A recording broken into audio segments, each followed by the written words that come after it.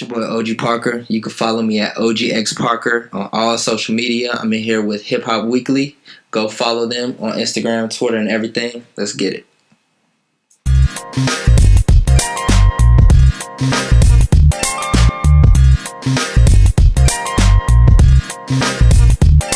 Hi, I'm Crystal Ketchum with Hip Hop Weekly, and today I'm sitting down with Quality Control's executive producer, OG Parker. How are you doing today, sir? I'm good. How you doing? I'm good. Now, you came a long way from working at Macy's. Definitely. So tell us, what was it like making your first beat? Do you remember making your first beat? Where you were at? What did you use?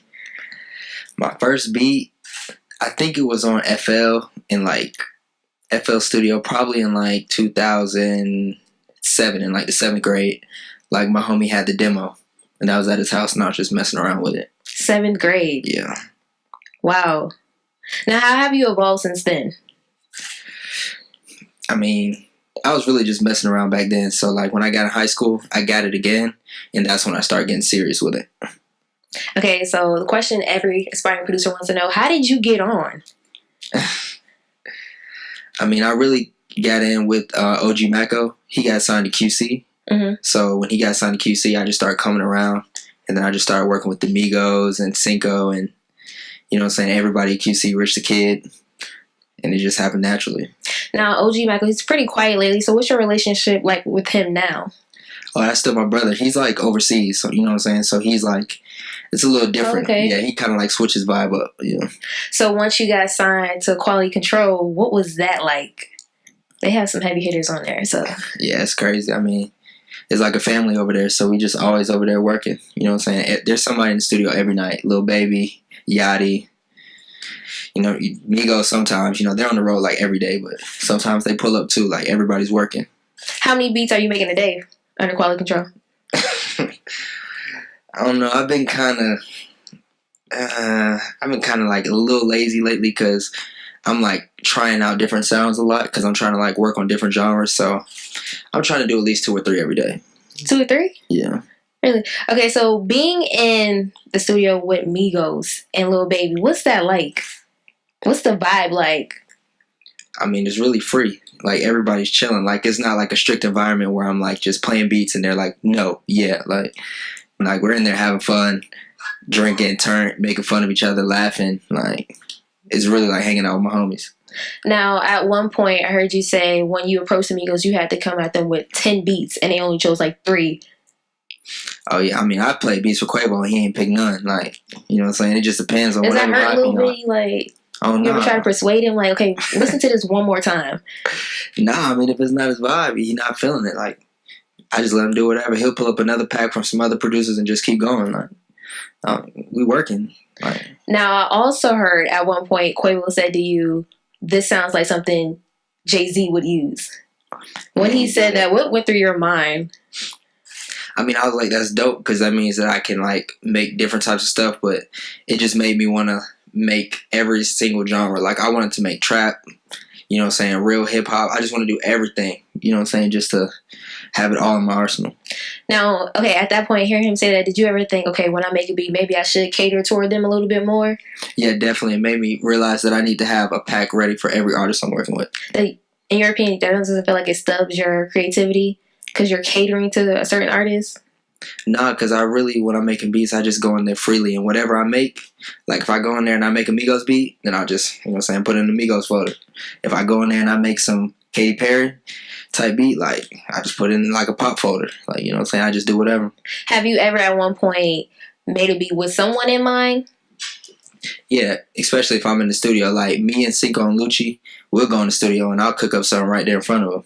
So it really just depends on the session. What kind of beats attracts Lucci? He definitely likes piano beats.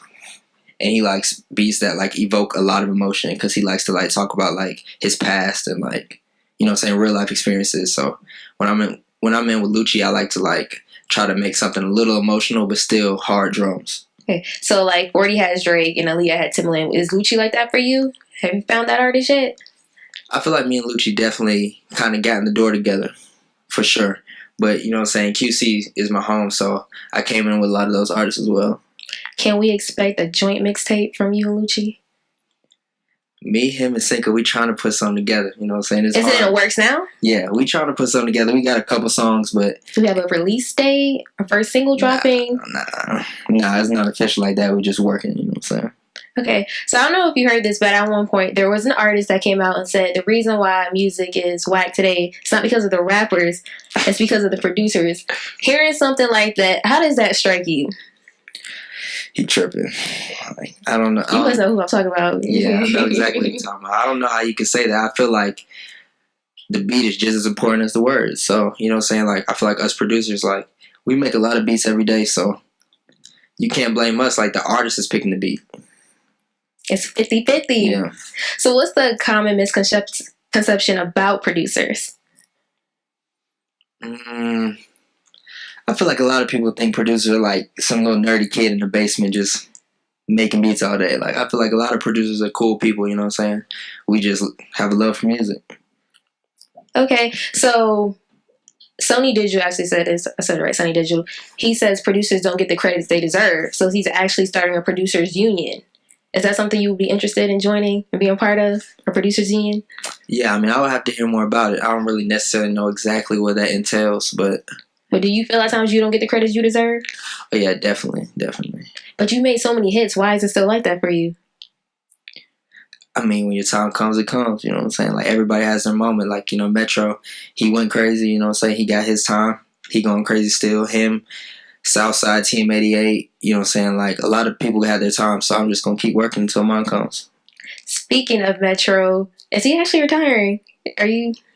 Nah, he was in the studio with Gucci like the other day. Okay. Yeah. So can we expect something from you guys, you and Metro, something together?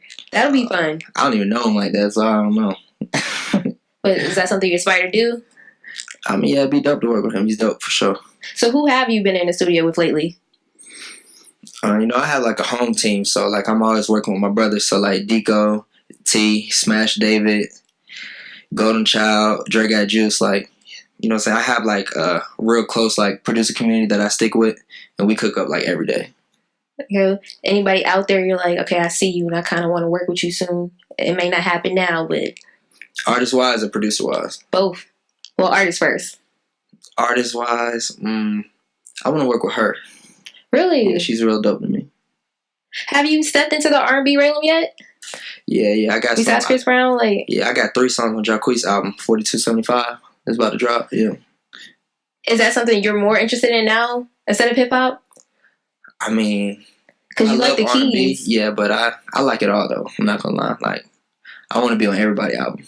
Okay. Yeah. That's your goal. Now it says when Pharrell makes his beat, he starts the same beat the same way with a 4-count loop of the first beat. Do you have anything like that? It's the same occurrence in your beats besides your tag, OG Parker? I typically start with a melody, but nah, every time I try to switch it up every now and then. Okay. Yeah.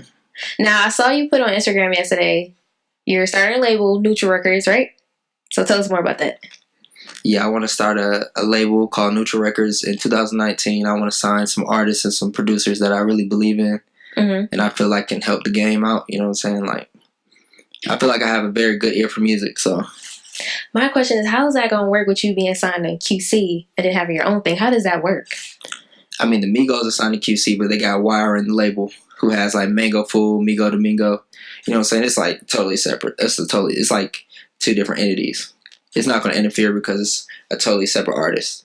Gotcha. Yeah. Now, for the aspiring artists out there, especially artists and producers, how do they get the attention of OG Parker?